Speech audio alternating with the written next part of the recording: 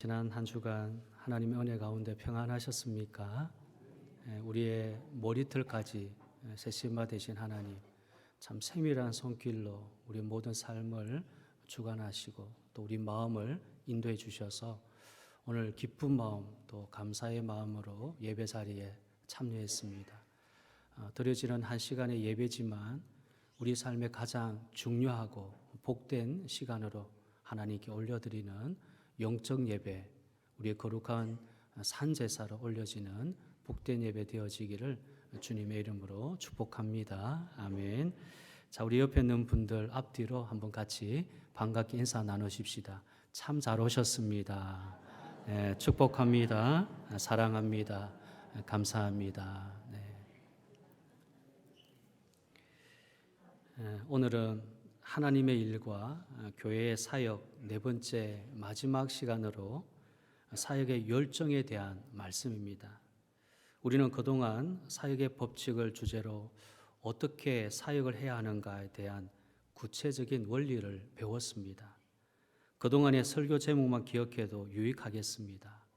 목표를 세우고 사역합시다. 사명감에 불타는 사역을 합시다. 격이 있게 사역합시다.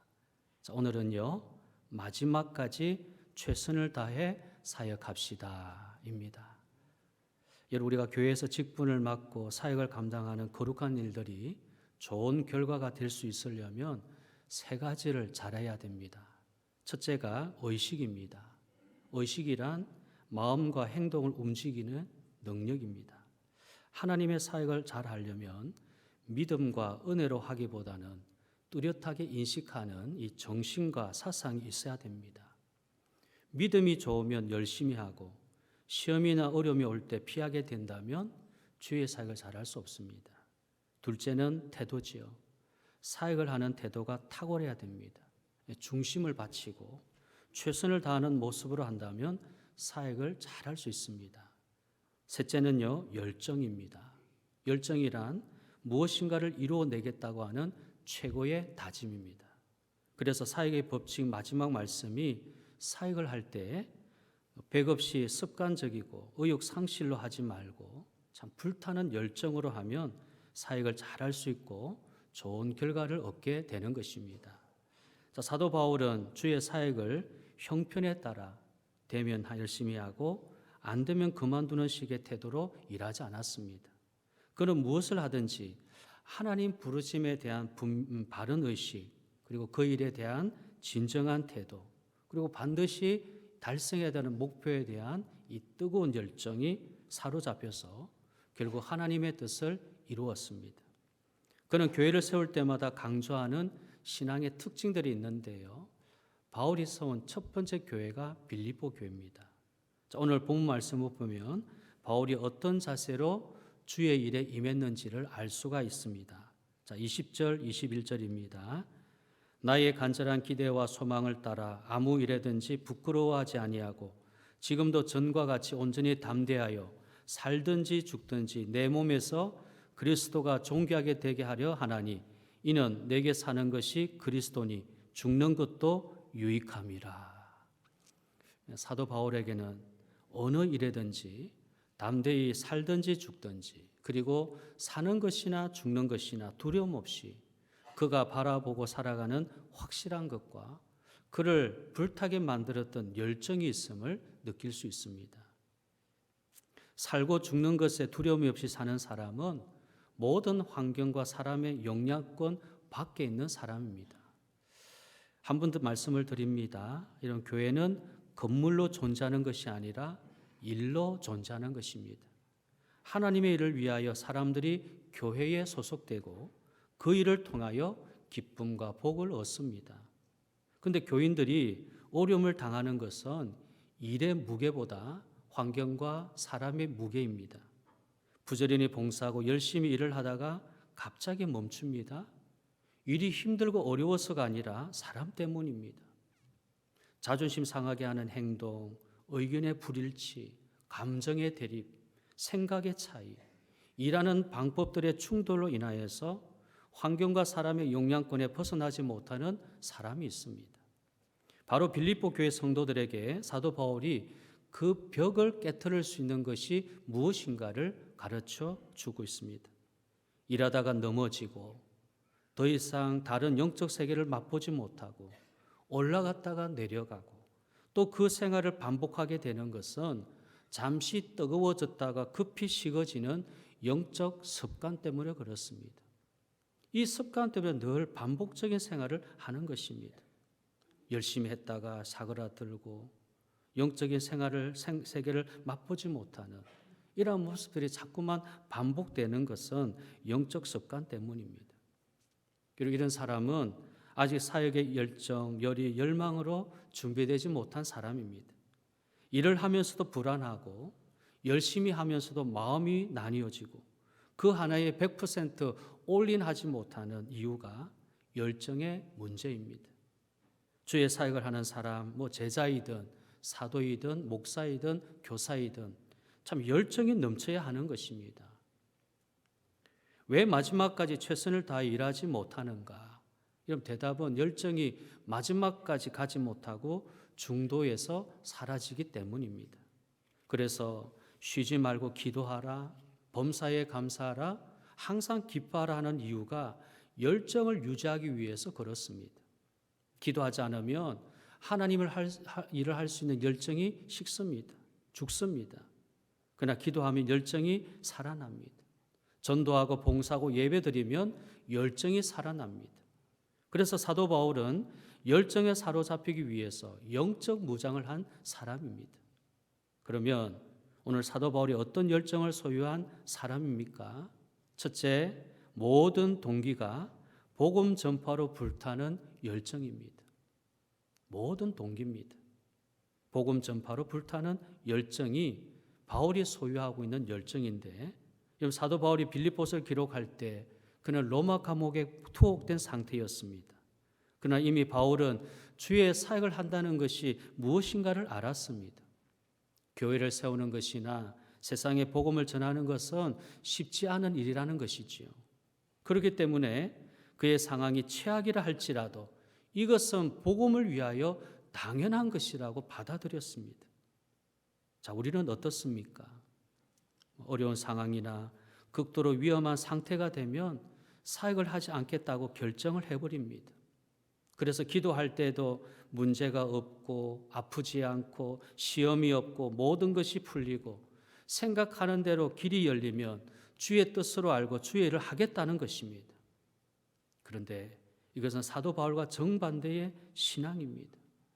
사도 바울은 내가 당한 일이 도리어 복음 전파의 진전이 된다라고 12절에서 고백합니다. 그는 잘못해서 로마 감옥에 갇혀 있는 것이 아니지요. 나쁜 죄를 저질러서 투옥된 것 아닙니다. 예수를 전파했다는 이유 때문에 감옥에 간 것입니다. 그러면 얼마든지 변명할 수 있고 자기 합리화를 시켜서 자신이 당한 일에 대한 억울함을 호소할 수 있는 것입니다. 그러나 그는 지금까지 당한 모든 일들을 복음 전파의 진전으로 보았습니다. 감옥에 온 것도 복음 전파의 진행이라는 것입니다. 우리에게 절대로 필요한 사역의 개념이지요. 현대교회의 약점이 이것입니다. 편하고 행복하고 잘 되어야 주의 길을 가고 교회 일을 하겠다고 하는 의식들이 깔려 있습니다. 교회에 나오는 횟수가 극도로 줄어들고 봉사하는 영역이 축소되고 힘들고 어려운 봉사는 피하려고 하는 것은 상황에 따른 자신의 반응이 앞서지 모든 목적이 복음 전파의 진전을 이루기 위한 과정으로 받아들이지 않는다는 것입니다. 이제는 바꿔야 합니다. 주의 길을 가는 것도 기본적으로 해야 할 것이 있습니다. 예수님이 제자들에게 하셨던 말씀이 적어도 예수님을 따르려면 자기 부인하고 자기 십자가를 져야 한다는 것이었습니다. 이것이 기본입니다. 자기를 부인하기보다 자기를 드러내고 자기가 져야 될 십자가는 남에게 지우고 홀로 놀러 다니듯 주님을 따르는 사람은 주님의 제자가 될 수 없다는 것이죠. 여러분이 주일에 교회에 오는 것이 놀러 오는 기분으로 오시면 안 됩니다. 찬양하는 것이 유행가를 부르는 느낌이면 곤란합니다. 교회 일을 하는 것이 남의 일처럼 생각이 들면 안 되는 겁니다. 내가 져야 될 십자가라고 받아들여야 되는 겁니다. 우리를 향한 환경이나 상황은 복음 전파의 진전이 되는 것임을 고백해야 하는 것입니다. 고린도 교회 편지를 사도 바울이 보내면서 지난 과거의 상황에 대한 회고를 이렇게 말했습니다. 고린도후서 1장 8절에서 10절인데요. 형제들아, 우리가 아시아에서 당한 환난을 너희가 모르기를 원하지 아니하노니 힘에 겹도록 심한 고난을 당하여 살 소망까지 끊어지고 우리는 우리 자신이 사형 선고를 받은 줄 알았으니 이는 우리로 자기를 의지하지 말고 오직 죽은 자를 다시 살리시는 하나님만 의지하게 하게 하심이라. 그가 이같이 큰 사망에서 우리를 건지셨고 또 건지실 것이며 이후에도 건지시기를 그에게 바라노라. 그가 당한 고난, 환난이 힘으로는 지탱할 수 없을 정도로 여기에 살 소망까지 끊어지는 사형 선고를 받은 줄 알았다라는 것입니다. 그러나 그렇게 된 것은요, 사람을 의지하지 말고 죽은 자를 다시 살리신 하나님만 의지하고 과거에도 건지셨고 현재에도 건지시고 앞으로도 건지실 하나님을 바라보고 고난에 참여하는 자가 되라는 것이었습니다. 이것이 열정입니다. 고난을 이기는 것이 이런 열정이지요. 우리가 겪는 모든 일들이 하나님을 바라보게 하고 결국 복음 전파의 진전을 이루는 것임을 기억해야 됩니다. 불평하지 마십시오. 변명하지 마십시오. 절망스러운 표정하지 마십시오. 나를 부르신 하나님은 나를 통해서 복음 전파에 기여하도록 하기 위해 모든 상황을 겪도록 하시는 것입니다. 하나님은 합력하여 선을 이루십니다. 우리가 어떤 상황, 어떤 고난, 어떤 고통이 있다 할지라도 그 모든 것은 복음 전파에 기여하도록 하신 하나님의 분명한 뜻이 있다는 것입니다. 그러므로 개인이든 교회이든 어려움이 오면 지금 복음을 전파해야 될 진전을 이룰 때임을 기억해야 됩니다. 이제부터 나의 상황을 복음 전파의 기회로 여기십시오. 나의 매임이 복음 전파의 진전이 있다는 것을 오늘 이 바울의 고백이 나의 고백이 되어서 하나님의 뜻으로 받아들여야 합니다. 두 번째로 주 예수 그리스도께서 사로잡힌 열정입니다. 예수께 사로잡힌 열정입니다. 사도 바울은 교회도 많이 세웠고요. 위대한 주의 일꾼들도 많이 세운 예수 이후 최대의 탁월한 영적 지도자입니다. 과연 사도 바울이 어떻게 그런 일들을 가감하게 해낼 수 있었습니까? 그리고 세계를 향해 복음 전파를 하면서 죽음의 고비, 생사의 갈림길에서 어떻게 그가 일었을 수 있었습니까? 인간으로서 한계라고 느끼는 처절한 모습을 이길 수 있었던 비결이 무엇이었습니까? 자, 본문 18절 말씀인데요. 그러면 무엇이냐? 그 치료로 하나 참으로 하나 무슨 방도로 하든지 전파되는 것은 그리스도니 이로써 나는 기뻐하고 또한 기뻐하리라. 정말 그를 기쁘게 만들어주는 것은 그리스도였습니다. 그리스도를 생각할 때 기뻤고 그리스도와 동행할 때 기뻤고 그리스도를 전할 때 너무 기뻐했습니다. 그는 예수 그리스도에 대한 열정의 사람입니다. 그렇기 때문에 그는 언제나 말이든 글이든 설교이든 예수의 이야기에 몰두한 것입니다. 빌립보서 1장 8절에 바울은 빌립보 교회 성도들을 사모한다고 할 때 예수 그리스도의 심장으로라고 말을 했습니다. 참으로 바울의 위대함이지요. 어떤 목사가 성도를 사모한다고 할 때 그리스도의 심장으로 한다고 할 수 있겠습니까? 자, 이렇게 사도 바울의 표준은 예수 그리스도였습니다. 예수에 대한 열정이 사역의 열정이며 사람에 대한 열정입니다. 사도 바울은 예수 그리스도를 가장 높이 인정했습니다. 그는 사랑을 말할 때에도 오직 예수 그리스도였습니다. 로마서 8장 35절부터 39절인데요. 누가 우리를 그리스도의 사랑에서 끊으리요? 환난이나 공고나 박해나 기근이나 적신이나 위험이나 칼이랴. 기록된 바 우리가 종일 주를 위하여 죽임을 당하게 되며 도살당할 양같이 여김을 받았나이다 함과 같으니라. 그러나 이 모든 일에 우리를 사랑하신 이로 말미암아 우리가 넉넉히 이기느니라. 내가 확신하노니 사망이나 생명이나 천사들이나 권세자들이나 현재일이나 장래일이나 능력이나 높음이나 깊음이나 다른 어떤 피조물이라도 우리를 우리 주 그리스도 예수 안에 있는 하나님의 사랑에서 끊을 수 없으리라. 누가 우리를 그리스도의 사랑에서 끊으리요? 누가 끊겠느냐는 것입니다. 환난이나 공고나 박해나 기근이나 적신이나 위험이나 칼이랴. 지금 여기 바울이 나열하고 있는 이 단어들을 한번 보십시오. 환난, 공고, 박해, 기근, 적신, 위험, 칼. 여러분, 이것들 앞에 안 넘어지는 사람이 과연 얼마나 있겠습니까? 박해가 있고 환난이 오고 기근을 당하고 위협이 있고 내 목에 칼이 들이워지면 안 넘어질 사람, 예수님 부인하지 않을 사람이 과연 얼마나 되겠습니까? 그런데 지금 바울이 이 모든 일에 우리를 사랑하시는 이로 말미암아 우리가 넉넉히 이기느니라. 겨우 이기는 것이 아니었습니다. 충분히 이기고도 남는 그 능력이 환난을 뛰어넘는 그리스도의 사랑이었습니다. 그리스도의 사랑이 교회를 세우고 사람을 살리고 세상을 변화시키는 것입니다. 예수 그리스도의 사랑으로 충만하면 어떤 어려움도 이길 수 있습니다. 예수 그리스도의 사랑이면 만족이고 사랑 중에 최고의 사랑이 예수 그리스도였습니다. 사도 바울은 그 예수 그리스도의 사랑을 지극히 알았기 때문에 사랑의 빚진 자가 되어서 일평생 예수 그리스도를 자랑하기 위해 목숨까지도 아깝지 않은 것입니다. 우리 다시 빌립보서 2장 5절과 11절 말씀 한번 보십시다. 빌립보서 2장 5절부터 11절 말씀.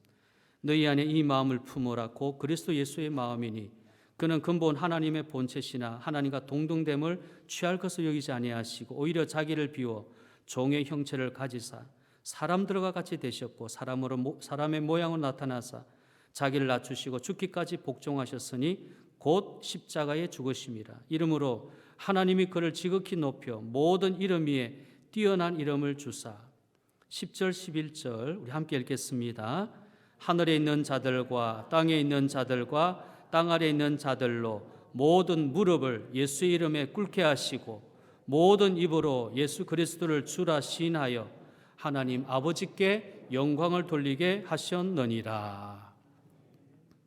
그래서 사도 바울은 그리스도 예수의 마음을 가지라고 빌립보 교회 성도들에게 부탁했고 그의 이름을 주라고 시인하여 하나님 아버지께 영광을 돌리라고 한 것입니다. 여러분은 예수 그리스도 심장 그의 사랑으로 사역하고 있습니까? 어떤 열정이 불타고 있습니까? 어떤 마음으로 일하며 사람을 만나십니까?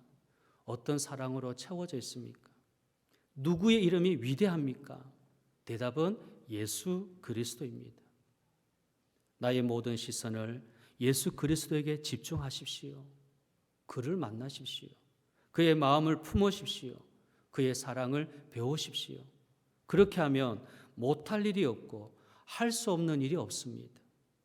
예수 그리스도에게 붙잡혀 있으면 가장 능력 있게 주의 사역을 할 수 있습니다. 전도하지 못한다고 절망하지 마십시오. 예수 그리스도에게 잡히시면 됩니다. 기도가 안 되십니까? 십자가 예수 그리스도를 바라보십시오. 사랑이 되지 않습니까? 예수님의 죽음을 묵상하십시오. 열정 있는 사역자는 예수 그리스도에게 매인 사람입니다. 예수님께 붙들림 받을 때 열정이 있습니다. 열정의 사역자가 되는 것입니다. 마지막 세 번째로 간절한 소망에 대한 열정이지요. 사람은 미래지향적일 때 열정이 있습니다. 과거지향적인 사람은 절망적입니다. 그래서 기독교는 오늘의 신앙일 뿐만 아니라 내일의 신앙입니다. 하나님이 이스라엘 백성들에게 계속해서 훈련시킨 것이 과거를 버리고 미래를 향하도록 하는 의식입니다. 그것이 가나안 의식이지요. 애굽에서 광야에서 하나님은 이스라엘 백성들을 참 강하게 훈련하셨습니다. 매일같이 일어서서 앞으로 가도록 법궤 언약궤를 앞세웠습니다. 당시 언약궤는 읽고 묵상하고 마음에 새기도록 한 말씀의 역할보다는 앞으로 가도록 방향을 지시하는 역할이었습니다. 여호수아 3장 6절입니다. 여호수아가 또 제사장들에게 말하여 이르되 언약궤를 메고 백성에 앞서 건너라 하매 곧 언약궤를 메고 백성에 앞서 나아가니라. 언약궤가 앞서면 백성들이 그 뒤를 따라가는 겁니다. 앞에 요단강이 놓여 있고 앞에 어떤 혼란한 장애물이 있다 할지라도 언약궤를 메고 앞서 나아가면 백성들은 그 뒤를 따라가는 겁니다. 하나님 이스라엘 백성들의 성향을 아셨습니다. 과거에 집착하는 본능적 구조를 가지고 있는 그들을 미래를 향하여 가도록 방향 지시형 좌표를 세우시고 그들을 따르게 하셨습니다. 이스라엘 백성은 출애굽 이후 조금만 어렵고 고생스러우면 다시 애굽으로 가려고 했습니다. 민수기 14장 3절인데요. 어찌하여 여호와가 우리를 그 땅으로 인도하여 칼에 쓰러지게 하려 하는가? 우리 처자가 사로잡히리니 애굽으로 돌아가는 것이 낫지 아니하랴. 이에 서로 말하되 우리가 한 지휘관을 세우고 애굽으로 돌아가자. 430년 동안 죽겠다, 고통스럽다 그렇게 울부짖던 이스라엘 백성들이 하나님이 그들을 애굽에서 구원하셔서 홍해를 건너게 하시고 광야길을 걸어갈 때 조금만 어렵고 힘들어오면 그 일은 생각도 안 하는 겁니다. 애굽에서 당했던 고난은 생각도 안 하고 하나님께 구원해 달라고 부르짖었던 눈물의 기도도 생각도 못하고 하나님이 저들을 건져주셨다는 은혜도 생각도 못하고 당장 앞에 있는 그 고생을 보고 애굽에 다시 돌아가자. 지휘관을 세워라. 그러나 하나님은 젖과 꿀이 흐르는 가나안을 기대하고 그곳에 소망을 두고 가도록 했는데 이스라엘 백성은 아직도 과거에 사로잡혀 단절하지 못했습니다. 그런 이스라엘 백성들을 살려주는 역할을 한 것이 언약궤였습니다. 자, 오늘 우리 시대에는 하나님 말씀이 우리에게 이러한 역할을 하고 있습니다.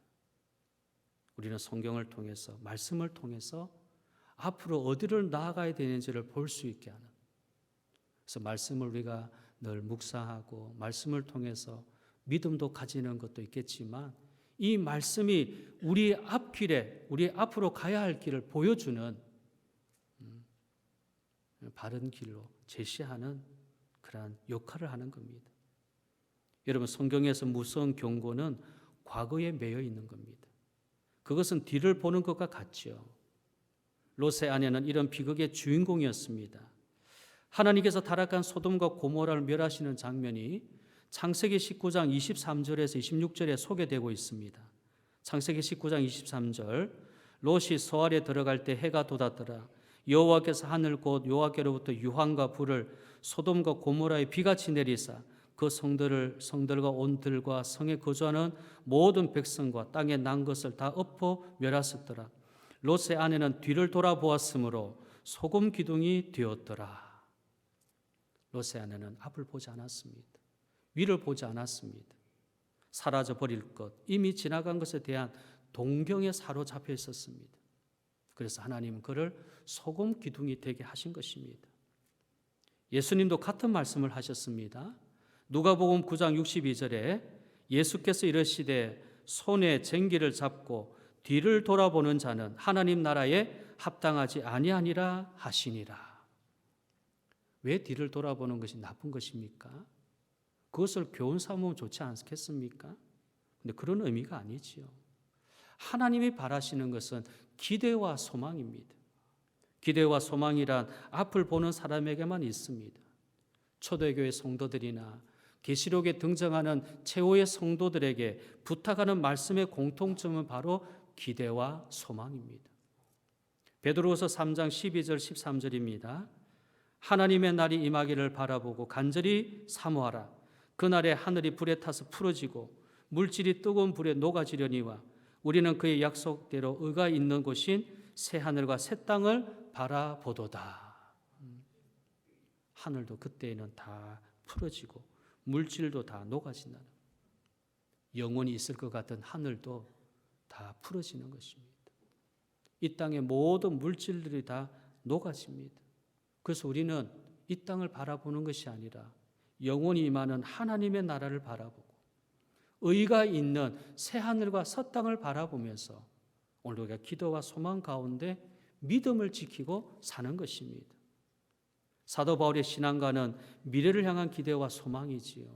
오늘 본문의 20절 말씀 보십시오. 나의 간절한 기대와 소망을 따라. 나의 간절한 기대와 소망을 따라. 여러분, 우리가 지금 믿음의 길을 가고 있는 것이 바로 이것입니다. 나에게 간절한 기대와 소망이 뭔가? 진정 내가 기대하고 소망해야 될 것이 무엇입니까?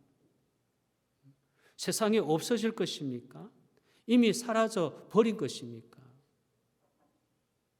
오늘 롯의 아내처럼 혹 소금 기둥이 되어져 버리는, 굳어져 버리는, 아무것도 하지 못하는 그런 그리스도인으로 살아가고 있지는 않습니까?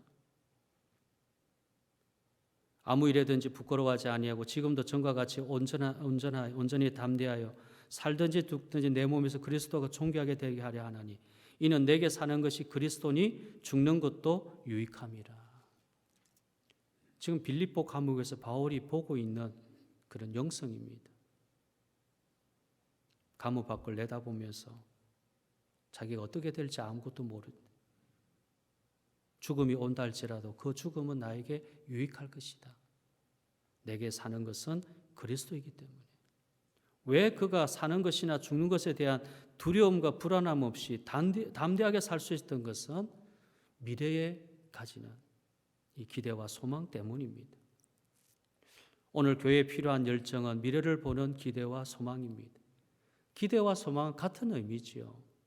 무엇인가 이루어지기를 바라는 마음입니다.